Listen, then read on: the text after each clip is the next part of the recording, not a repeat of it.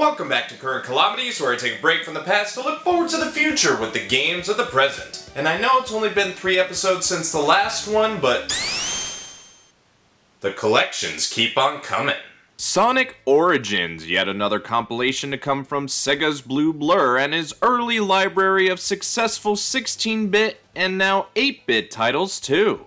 I had a feeling this would be getting a physical release. It's Sonic, why wouldn't it? But I felt even more so after its digital pricing debacle.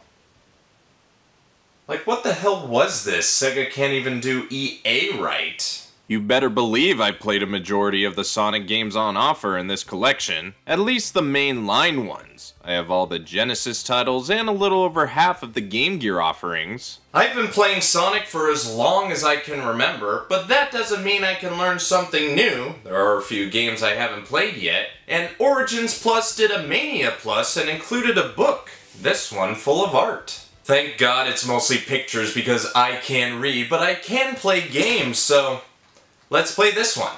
After waiting an absurdly long time to get this game running, the wait was worth it when I saw the opening cutscene. I just love that they've adopted this art style. It looks so good and mixes well with the retro aesthetic. It fits so well in Sonic Mania too, with those shorts that released before the game came out. Those were fantastic, so the only place this game can go is up. The menus here are pretty cool. Each main game and the 2 other optional modes have their own personal island and a couple other modes to try out. We'll take a look at some of this later, but we're going to start where it all began. Sega! It was said that sample took about 1/8 of the cart's original memory. Wonder what they would think now that they got 16 of the Hedgehog's catalog all onto the tiniest of cartridges. Too bad we won't find out for a while, as Sonic's dad is currently in prison. Yuji, you have to take notes from Martha Stewart. Anyway, the original game, the one that started it all, and it's legendary to a point. Everyone remembers Green Hill Zone. You go fast, collecting rings and destroying robots created by Robotnik, but the action slows down real fast when you enter the Marble Zone. Slowly trotting through the cavernous caves all full of danger that you hope to get out of as fast as possible. It doesn't get any better in the Spring Yard Zone, and would it surprise you if I told you that I've never beaten the original game before? Where I've gotten to now is literally as far as I've ever gotten to. If you're surprised by that, look at this. I have hundreds of games, cut me some slack. This is really a story for another time, as we're looking more into how the games translate over from their original console or handheld counterparts, and I can tell you already that they're light years beyond where they started from. All the games look gorgeous, crisp, like they were just released today, and they wouldn't look out of place in today's landscape. We can compare it to the original cartridge if we like, and the difference in picture quality is evident. Looks brand spanking new, like you got it for Christmas. But I wanted a Beanie Baby. One of the main things you'll notice is that there are no lives in the anniversary versions of these games, at least not that I've noticed. You can still die and there are checkpoints, but instead of lives on the bottom left, there are special coins in their place. They can be collected by earning 100 rings or by completing the bonus stages for Chaos Emeralds like regular lives, but they don't act like regular lives, as one isn't taken away when Sonic dies. They only come into play when you fail one of those aforementioned bonus stages. This has to be one of the most baffling choices to make. I don't consider Sonic to be all that hard. A little more difficult than your typical Mario game, but not as much as to warrant lives being completely taken out of a game. Where the hell is the challenge now? And I don't need to waste these coins on redoing the bonus stages. There's ample opportunity to get them again, so tell me, Sega, what are you doing? What are you smoking? And can I have some? The coins do have another purpose that we'll get to a bit later. For now, we still have the other games to check out, and the next one we're going to is perhaps my favorite Sonic game from his good old days. Sonic CD is such a great and unique game that I love to death. It may seem like every other Genesis Sonic game, but it does so many things unique to it because it could with its, at the time, new CD technology. And to think it's now on the tiniest of cartridges. So much for this. Gameplay's good, soundtrack is good, time travel is good, bonus levels are good, and the boss fights are just as creepy as ever. I forgot to check if the Easter eggs were there, you know which ones I mean. But I can do something that's unique to Sonic Origins. I get to play as Amy Rose. Yeah, she's not the damsel in distress anymore. She can take on anybody in her way with her trusty hammer. Yeah, it's whatever. This kind of stuff doesn't get me excited anymore. I lost it after Mighty and Ray joined Mania Plus. Sonic 2 is another favorite of mine where Sonic really found his mojo and found his sidekick in Miles Prower, otherwise known as Tails. By the way, all the games have a new cartoon intro just before the games start, serving as somewhat of a prologue to them and as a way for me to get an animated hard-on. This is the Sonic game I spent the most time on. I know the first level's like it's second nature, and I remember getting pretty far into it one random day at Mama Blue's place. That was a fun night. There's so much to like about this game. Refined gameplay, music is epic in its own right, and Tails is helpful when he wants to be, just not in the bonus stages. Tails! Still a fantastic game, albeit a little hampered now the challenge of living has been taken away. But I wonder if that can be rectified if I try Classic mode? Turns out, yes, Classic does get your lives back, but shrinks the screen to its original aspect ratio. Makes sense, that is how it was, but why couldn't we combine both modes into one complete mode, where we have the actual original games in the best ways they've ever looked?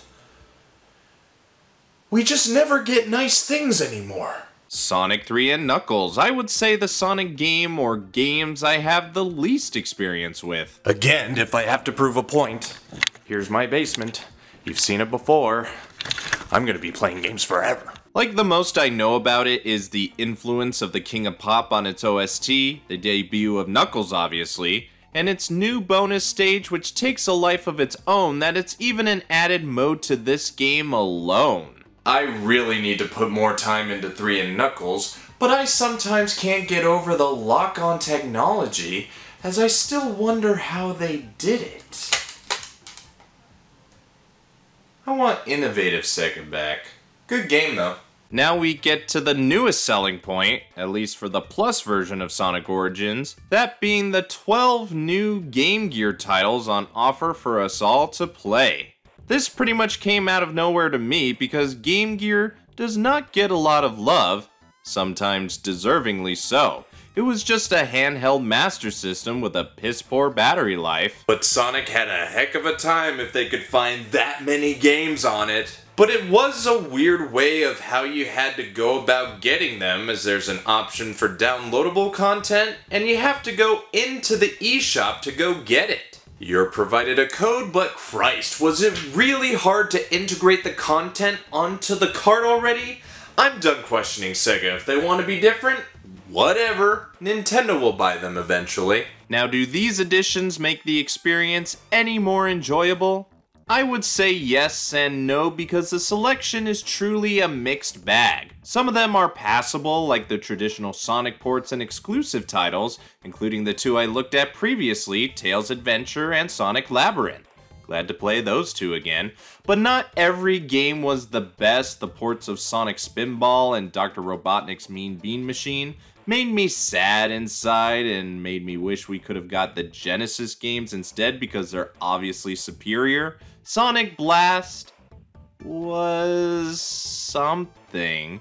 But hey, I can play the Sonic Drift games and Tails Sky Patrol for the first time. And yeah, I wasn't missing much. The last few things of note are some of the additional modes you can try. Missions I didn't get too much, but I didn't really try too hard because I just want to play the games, not do any extra bits. But I would like to get educated, and that's what I hope the museum will do. Not without some effort, as although some things will be available while others will need unlocking, items in the premium collection will require you to dish out some hardcore coinage. So I hope you're ready to become a savant in Sonic, because you're going to be doing this for a long time. So that's Sonic's origins, a good representation of the Blue Hedgehog's original games back when he and Sega were on top of their game and did a lot of what Nintendo don't. It isn't perfect by any means, but it's still passable. Games play fine, just the little nitpicks are what get me. Also, a word of advice, don't play the Game Gear games for the audio, because you're going to go deaf if you wear your headphones. So with all that being said, what's my overall opinion?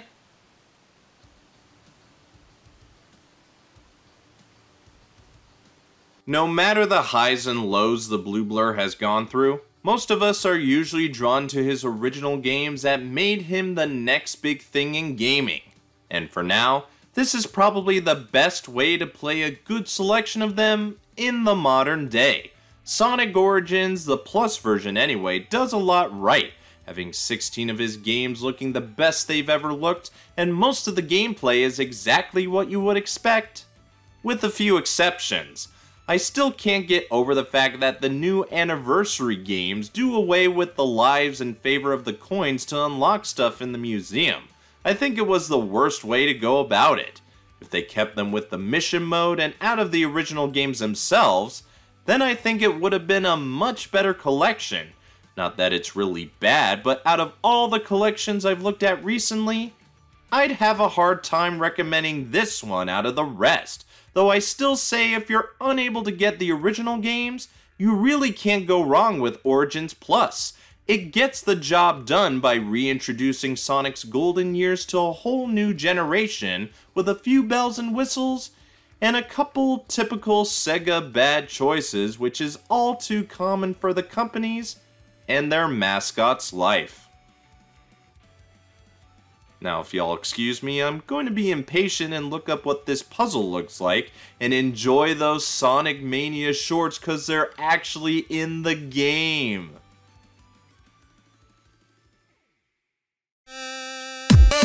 So what do you think? Do you agree with me or have your own thoughts? Let me know by leaving a comment. If you like what you see, like the video with those thumbs up. If you think anyone else would like this vid, share it around. And if you want to see more of me, this show, and others, hit the subscribe button. I'm BrianTheBlue, thanks for watching. I'm going back to the past, and until next time, I'll see you in the future.